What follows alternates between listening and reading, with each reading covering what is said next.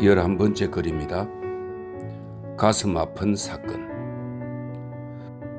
제임스 더피시가 채블리 조드에 사는 이유는 우선 자기가 시민으로 있는 그 도시로부터 가능하면 멀리 떨어져 살고 싶기 때문이었고, 또 더블린의 다른 근교는 모두 천하고 현대식이며 가식적인 것처럼 보이기 때문이었다. 그는 그 무직지가 낡은 주택에 살았고, 그의 창문에서는 버려진 양조장 안을 들여다보거나 더블린을 관통하여 흐르는 얕은 강을 바라볼 수도 있었다. 이 얕은 강은 리피 강을 말한다고 하네요. 카펫이 깔리지 않은 그의 방에는 높은 벽에 그림 한 점 걸려있지 않았다. 그는 방 안의 가구 일체를 본인이 직접 구입했다. 검은색 철제 침대, 철제 세면대, 등의자 4개, 옷걸이, 석탄통, 난로 울과 난로용 철물, 그리고 뚜껑이 달린 네모난 책상, 벽감에는 흰나무 선반으로 책꽂이를 만들어 놓았다. 침대에는 하얀 침구를 깔았고 발치에는 검고 짙붉은 러그를 깔았다. 작은 손거울이 세면대 위에 걸려 있었고 낮에는 가시 하얀 등잔이 벽난로 위의 유일한 장식물이었다. 흰 나무 선반 위의 책들은 두꺼운 순서대로 아래에서 위로 정리되어 있었다. 한 권짜리 워즈워스 전집이 맨 아래 선반 끝에, 그리고 공책의 양장 커버를 씌워 제본한 메이누스 교리 문답 한 부가 맨 위 선반 끝에 꽂혀 있었다. 책상 위에는 항상 필기 도구가 놓여 있었다. 책상 안에는 지문을 자줏빛 잉크로 적어놓은 하우프트만은 독일의 자연주의 극작가이자 소설가입니다. 하우프트만의 미하엘 크라머 번역 초고와 노피인으로 묶은 작은 쪽지들이 들어있었다.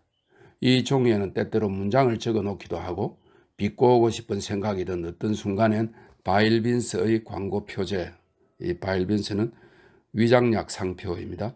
바일빈스의 광고 표제를 오려서 맨 첫 장에 붙여놓기도 했다. 책상의 상판을 여면 곧바로 은은한 향기가 배어나왔다. 새로 산 삼나무 연필 아니면 고무 풀통, 혹은 거기 두고 깜빡 잊어버린 것 같은 곪은 사과의 내음. 더피시는 육체적 혹은 정신적 장애가 나타내는 그 어떤 것도 질색이었다. 중세의 의사라면 그는 음울한 토성 체질이라고 했을 것이다. 살아온 생애의 모든 이야기가 고스란히 새겨진 그의 얼굴은 더블린의 길거리처럼 갈색이었다. 길쭉하고 큼지막한 머리에는 푸석한 검은 머리카락이 자라 있었고 황갈색 수염은 딱히 그 무뚝뚝한 입을 가려주지 않았다. 또한 광대뼈 때문에 얼굴이 더 거칠게 보였다. 그러나 두 눈엔 거친 기운이 없었고 황갈색 눈썹 아래서 세상을 바라보는 그 두 눈은 상대방에게서 무언가 그들의 나쁜 점을 보상해줄 좀 더 나은 본능을 알아봐 주려고 늘 긴장해 있지만 종종 실망하는 사람이라는 인상을 주었다. 그는 자신의 행동을 의심에 찬 곁눈질로 보면서 자기 육체로부터 약간의 거리를 유지하며 살았다. 그는 종종 속으로 주어를 3인칭으로 또 수르를 과거 시제로 해서 자신에 대한 짧은 문장을 쓰는 묘한 자서전적 버릇이 있었다. 그는 거지에게 적선을 해본 적이 한 번도 없었고 튼튼한 개암나무 지팡이를 들고 꼿꼿이 걸었다. 그는 여러 해 동안 백오가의 한 민영은행 출납개운으로 근무해왔다. 매일 아침 채플리 조드에서 전차를 타고 출근했다. 정오에는 댄버크 식당에 가서 맥주 한 병과 작은 접시에 담은 칙 비스킷으로 점심을 먹었다. 퇴근 시간은 4시였다. 그는 조지가의 한 음식점에서 저녁을 먹었는데 그곳은 더블린의 번지르르한 젊은 애들이 없어서 좋았고 또 메뉴가 뭐랄까 소박하고 정직해서 좋았다. 저녁에는 집주인 여자가 피아노 치는 것을 들어주거나 도시 근교를 배회하며 보냈다. 모차르트 음악을 좋아해서 이따금씩 오페라나 연주회에도 갔다. 그것이 삶의 유일한 유흥이었다. 그는 동료도 친구도 교회도 신조도 없었다. 다른 사람과의 친교라곤 일절 없이 자신의 영적인 삶을 살았고 기껏해야 크리스마스에 친척들을 방문하고 그들이 죽으면 묘지까지 배웅해주는 정도였다. 옛 권위 때문에 이 두 가지 사회적 도리를 다하긴 했으나 시민 생활을 제약하는 인습에 그 이상은 절대 양보하지 않았다. 그는 어떤 상황에선 자기가 은행을 털 수도 있겠다는 생각을 용인하기도 했지만 그런 상황이 한 번도 발생하지 않았으므로 그의 삶은 평탄하게 흘러갔다. 모험이 없는 이야기처럼. 어느 날 저녁 그는 로튼다 극장에서 두 숙녀 옆에 앉게 되었다. 관객이 적고 고요한 극장은 침울하게도 공연의 실패를 예언하고 있었다. 그의 곁에 앉은 숙녀가 텅텅 빈 극장을 한두 번 둘러보더니 말했다. 오늘 관객이 이렇게 없으니 어쩌면 좋아요? 텅 빈 의자에 대고 노래하는 게 얼마나 못할 노릇인데. 그는 그 말을 함께 얘기하자는 제의로 받아들였다. 그는 그녀가 그렇게 스스럼 없는데 놀랐다. 그들이 얘기를 나누는 동안 그는 그녀를 자기 기억 속에 영구히 새겨두려고 했다.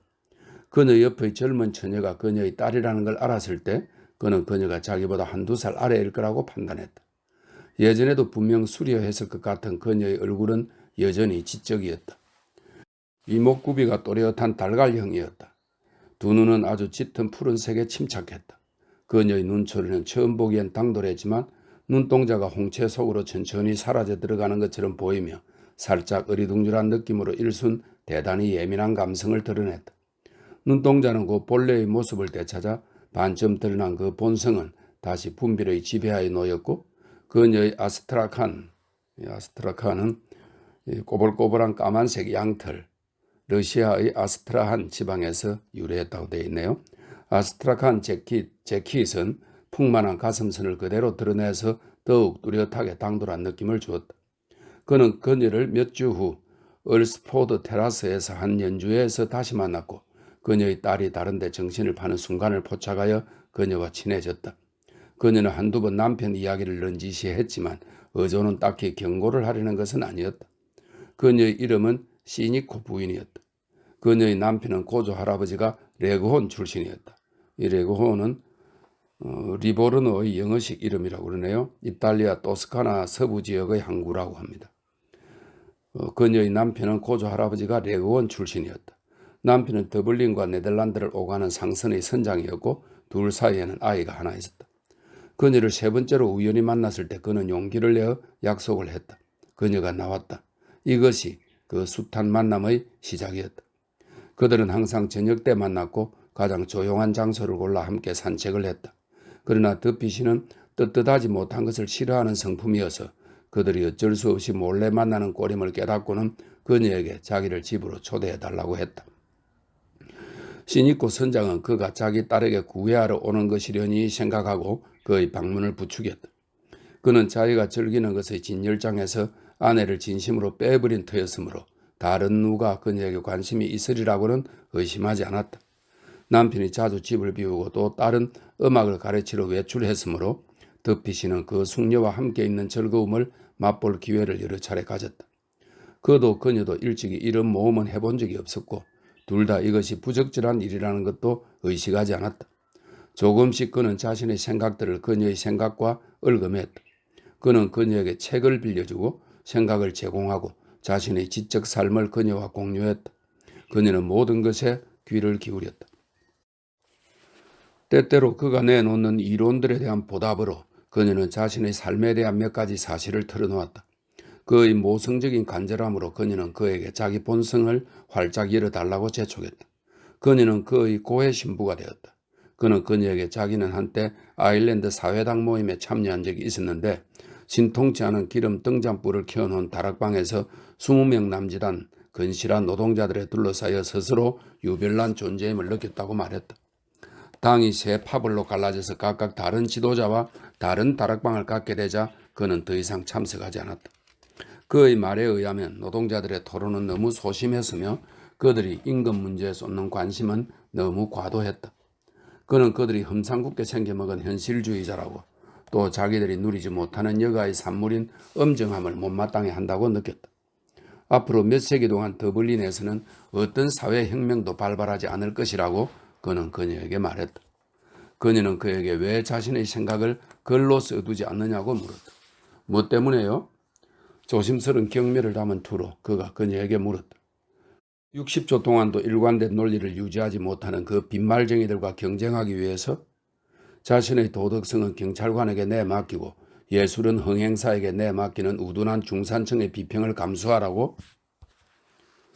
그는 자주 더블린 교회에 있는 그녀의 작은 별장에 갔다. 종종 그들은 단둘이 저녁을 보냈다. 조금씩 그들의 생각이 서로 얽힘에 따라 그들은 조금 덜 동떨어진 주제들에 대해 이야기했다. 그녀와 함께 있는 것은 외국에서 들여온 식물을 감싸는 따뜻한 토양 같았다. 여러 차례 그녀는 등잔을 켜지 않은 채 어둠이 그들 위로 내려앉도록 내버려 두었다. 어둡고 차분한 방, 그들의 고립, 여전히 그들의 귀에 울리는 음악이 그들을 결합시켰다. 이 결합이 그를 고양했고 그의 모난 성격을 둥글게 했으며 그의 정신적 삶을 감정적인 것으로 만들었다. 때때로 그는 자신의 목소리에 스스로 귀를 기울이고 있음을 발견했다. 그는 그녀의 눈에 자신이 천사의 지위에 올라 있는 것으로 보이리라 생각했다.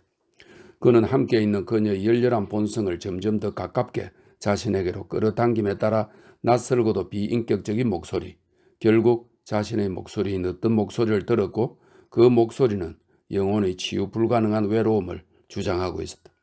우리 자신을 내줄 수는 없는 거야 라고 그 목소리가 말했다. 우린 우리 자신의 것이야.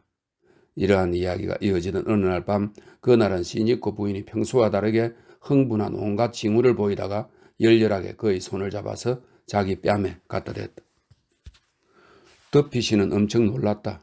자신의 말을 그녀가 그렇게 해석한 것에 환멸을 느꼈다. 그는 일주일 동안 그녀를 방문하지 않았고 그러다가 그녀에게 만나자는 편지를 보냈다. 그는 그들의 마지막 만남이 황폐한 고해소 분위기로 인해 난처해지는 것은 원치 않았으므로 그들은 파크게이트 근처의 작은 과자점에서 만났다. 쌀쌀한 가을 날씨였지만 추위에도 불구하고 그들은 공원 도로를 거의 3시간 동안이나 돌아다녔다. 그들은 교제를 끊기로 합의했다. 인연이란 하나같이 슬픔으로 가는 인연이지요? 라고 그가 말했다. 공원 밖으로 나와 그들은 말없이 전차역을 향해 걸었다. 그러나 여기서 그녀가 어찌나 격렬하게 몸을 뜨는지 그녀가 다시 무너지기라도 할까봐 두려워 그는 서둘러 작별을 구하고 그녀를 떠났다. 며칠 후 그는 자신의 책과 악보가 들어있는 소포를 하나 받았다. 4년이 흘렀다. 더피 씨는 자신의 평탄한 생활 방식으로 돌아갔다. 그의 방은 여전히 그의 마음이 질서정연함을 증명해 주었다.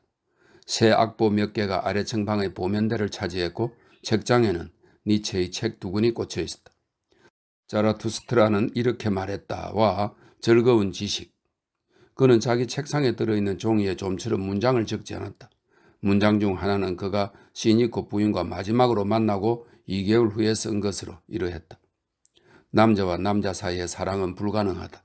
왜냐하면 성교가 있어서는 안 되므로. 그리고 남자와 여자 사이의 우정은 불가능하다. 왜냐하면 성교가 있어야 하므로. 그녀를 만나게 될까봐 그는 연주회를 멀리했다. 그의 아버지가 죽었다. 은행의 자기 밑에서 일하던 동료가 은퇴했다. 그리고 그는 여전히 매일 아침 전차를 타고 시내로 들어갔고 매일 저녁 조지가에서 검소하게 저녁을 먹고 디저트로 석간신문을 읽은 뒤 걸어서 시내에서 집으로 돌아왔다. 어느 날 저녁 그는 콘비프와 양배추를 한입 먹으려고 하다가 손을 멈추었다. 물병에 기대어 세워놓았던 석간신문의 기사 하나에 그의 눈이 가서 박혔다. 그는 음식을 접시 위에 도로 내려놓고 기사를 주의 깊게 읽었다. 그런 다음 물을 한 잔 마시고 접시를 한쪽으로 밀어내고 두 팔꿈치 사이에 신문을 반으로 접어놓고 그 기사를 읽고 또 읽었다. 양배추가 식어서 차고 흰 기름기가 접시에 끼기 시작했다. 여자애가 와서 음식이 제대로 되질 않았느냐고 물었다. 그는 매우 맛있었다고 말하며 어렵사리 몇 입을 더 먹었다.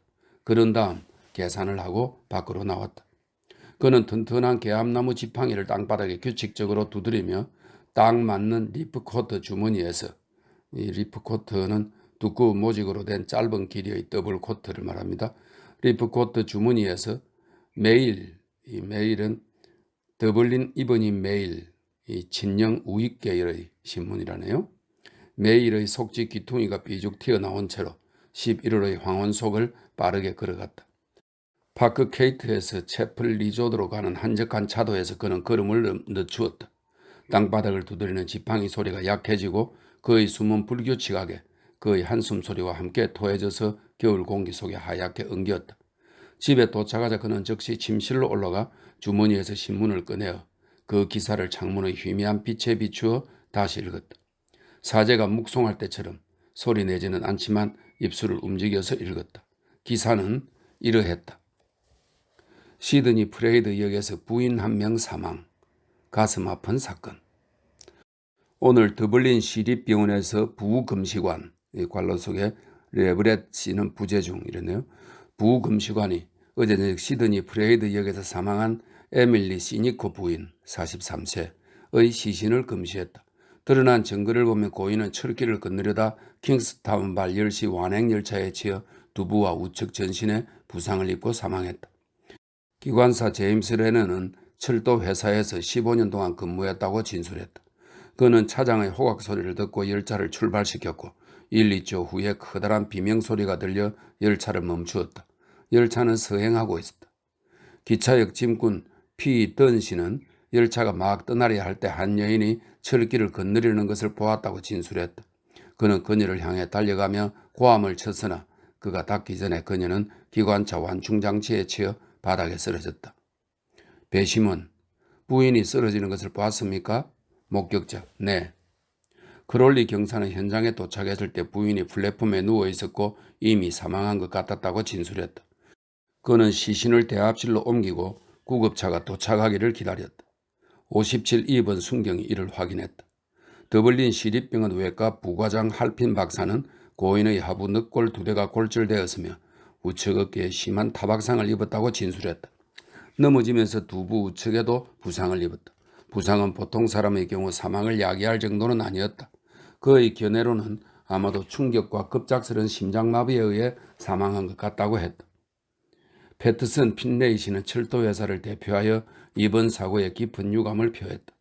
회사는 역마다 공고를 부착하고 또 건널목에 특허 스프링 차단기를 설치함으로써 사람들이 반드시 육교로 철길을 건너게 하기 위해 항상 만전을 기해왔다. 고인은 밤늦게 플랫폼에서 플랫폼으로 철길을 건너다니는 습관이 있었고 사건의 다른 정황으로 보건대 이 사고는 철도원들의 잘못은 아니라고 생각한다고 했다. 시드니 프레이드의 리오빌에서 거주하는 고인의 남편 시니코 선장 또한 증언했다. 그는 고인이 자신의 아내라고 진술했다. 그는 진술 당일 아침 로테르담에서 도착했으므로 사고 당시에는 더블린에 있지 않았다. 그들은 결혼한 지 22년째였고 행복하게 살았었는데 2년 전부터 아내가 과하게 술을 마시는 버릇이 생겼다고 했다. 메리 시니코 양은 최근 들어 어머니가 밤에 술을 사러 나가는 버릇이 있었다고 말했다. 그녀, 즉 정인은 종종 어머니를 설득하려고 했고 금주단체에 가입시키려고 유도하기도 했었다. 그녀가 귀가한 것은 사고 발생 1시간 후였다. 배심원은 의학적 증거에 따라 레넌에게 전적인 무죄 판결을 내렸다. 부검시관은 그것이 매우 가슴 아픈 사건이라고 말했고 시니코 선장과 그 딸에게 깊은 조의를 표했다. 그는 철도회사가 강력한 조치를 취하여 미래에 유사한 사건이 일어나지 않게끔 해야 한다고 촉구했다. 아무에게도 책임은 없었다. 더피 씨는 신문에서 눈을 들어 창밖의 쓸쓸한 저녁 풍경을 내다보았다. 텅 빈 양조장 옆에 강이 고요히 흐르고 있었고 이따금씩 루컨노의 몇몇 집에는 불이 들어왔다. 이렇게 죽다니. 그는 그녀가 죽은 이야기 전체가 역겨웠고 또 자신이 성스럽게 여겼던 것을 그녀에게 얘기했던 적이 있다고 생각하는 것 자체가 역겨웠다. 평범하고 천한 죽음의 세세한 대목을 감추기 위해 동원된 기자의 알량한 구절들, 공허한 애도의 표현, 삼가는 말투가 속을 뒤집어 놓았다. 그녀는 단순히 그녀 자신의 품위를 떨어뜨린 것만이 아니었다. 그의 품위까지 떨어뜨린 것이다. 그는 그녀가 지닌 악덕의 끔찍하고 악취나는 지저분한 경로를 보았다. 영혼의 반려자라니. 그는 전에 본 적 있는 깡통과 술병을 들고 술집 주인에게 구걸하는 그 불쌍한 찔뚝발이 인생들을 생각했다. 공명정대하신 하나님, 이렇게 죽다니요.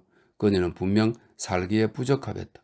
목적의식도 없고 쉽사리 나쁜 습관에 빠져드는 그 위에 문명이라는 것이 세워졌던 자네들 중의 하나. 하지만 그녀가 그렇게 깊이 시궁창에 빠질 줄이야. 그녀에 대해 그가 그렇게 완전히 속았다는 게 가능한 일인가? 그는 그날 밤 그녀의 감정 폭발을 기억했고 그것을 그 이전 어느 때보다 더 가혹하게 해석했다. 그는 이제 자기가 그렇게 하기를 잘했다고 긍정하는데 전혀 어려움이 없었다. 빛이 흐려지고 그의 기억이 떠돌기 시작하면서 그는 그녀의 손이 자기 손에 와 닿는 것 같은 생각이 들었다. 처음에 위장을 가격했던 그 충격이 이제는 신경을 가격하고 있었다. 그는 재빨리 외투를 입고 모자를 쓰고 밖으로 나갔다. 현관에서 찬 공기가 그를 맞았고 코트 소매 속으로 기어들어왔다. 채플리 조드 브릿지의 술집에 도착하자 그는 안으로 들어가 더운 펀치 한 잔을 주문했다. 주인은 곰살맞게 그를 맞았지만 감히 말을 걸 엄두는 내지 않았다. 가게 안에는 5-6명의 노동자가 킬데어 카운티의 어느 부동산 시세가 어떤지 이야기를 나누고 있었다. 그들은 이따금씩 커다란 파인트 술잔을 들이키고, 이 파인트 술잔은 0.57리터입니다. 파인트 술잔을 들이키고 담배를 피우면서 종종 바닥에 침을 뱉고, 또 때로는 그 무거운 장압발로 뱉은 침 위에 톱밥을 끌어다 짓뭉개고 있었다. 더피 씨는 의자에 앉아 딱히 보지도 듣지도 않으면서 그들을 멍하니 바라보았다.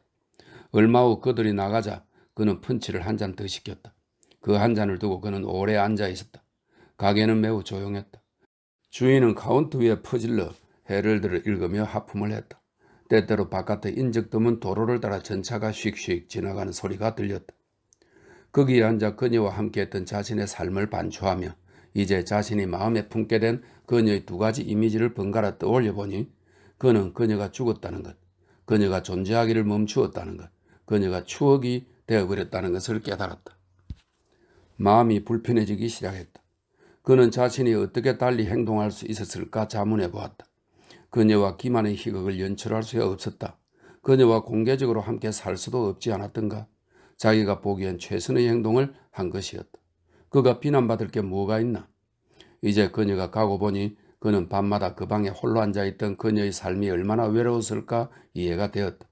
그의 삶 또한 외로울 것이고 그러다가 그 또한 죽고 존재하기를 멈추고 추억이 될 것이다. 기억해주는 이가 있기나 하다면. 그가 술집에서 나온 것은 9시가 넘어서였다. 밤은 춥고 울적했다. 그는 첫 번째 문으로 공원에 들어가서 앙상한 나무들 아래를 따라 걸었다. 그들이 4년 전에 걸었던 그 쓸쓸한 좁은 길을 따라 걸었다. 어둠 속에 그녀가 가까이 있는 것 같았다. 때때로 그녀의 목소리가 귀에 와 닿는 듯, 그녀의 손이 자기 손에 와 닿는 듯 느껴졌다. 그는 가만히 멈춰 서서 귀를 기울여 보았다. 왜 그녀에게 삶을 주지 않았던가? 왜 그녀에게 죽음을 선고했는가? 그는 자신의 도덕적 본성이 산산조각 나는 느낌이었다. 매거진 힐 꼭대기에 올라 그는 걸음을 멈추고 더블린으로 흘러드는 강을 쭉 훑어보았다. 더블린의 불빛들은 그 추운 밤에도 빨갛게 또 아늑하게 타고 있었다. 그는 비탈 아래를 내려다보았다. 아래쪽에 공원 담벼락 그림자 아래 어떤 사람들의 형상들이 누워있는 것이 보였다. 그 타락한 몰래한 사랑이 그를 절망감으로 꽉 채웠다. 그는 자기 삶의 청량함을 갉아먹었다. 그는 삶의 향연으로부터 추방되어 버린 상태라는 느낌이 들었다. 한 인간이 그를 사랑한 것 같았는데 그는 그녀에게 삶과 행복을 주지 않은 것이었다. 그는 그녀에게 치욕을, 죽음 같은 수치를 선고한 것이었다. 저 아래 벽 옆에 엎어져 있는 것들이 그를 쳐다보고 있다는 것, 그리고 그가 꺼져 주었으면 한다는 것을 그는 알았다. 아무도 그를 원치 않았다. 그는 삶의 향연에서 추방된 자였다. 그는 잿빛으로 어렴풋이 빛나는 더블린을 향해 굽이도는 강 쪽으로 눈길을 돌렸다. 강 건너로 화물열차 한 대가 이글거리는 머리가 달린 애벌레가 어둠을 뚫고 굽어도는 것처럼 고집스럽게 또 힘겹게 킹스브리지 역을 굽어도로 돌아 나오고 있었다. 열차는 천천히 시야에서 사라졌지만 여전히 그의 귀에는 그 기관차의 고되고 단조로운 저음이 그녀 이름의 음절들을 되뇌고 있었다. 그는 자기가 왔던 길로 돌아섰고 기관차의 리듬이 그의 두 귀에 쿵쿵 울렸다. 그는 기억이 자신에게 말해주는 바의 현실성을 의심하기 시작했다. 나무 아래 멈춰 서서 그 리듬이 사라질 때까지 기다렸다. 이제 그의 곁 어둠 속에 그녀가 있는 것도 그녀의 목소리고 목소리가 귀에 와 닿는 것도 느낄 수 없었다. 몇 분 동안 그는 귀를 기울이며 기다렸다. 아무 소리도 들리지 않았다. 밤은 완벽하게 고요했다. 그는 다시 귀를 기울였다. 완벽하게 고요했다. 그는 외롭다고 느꼈다.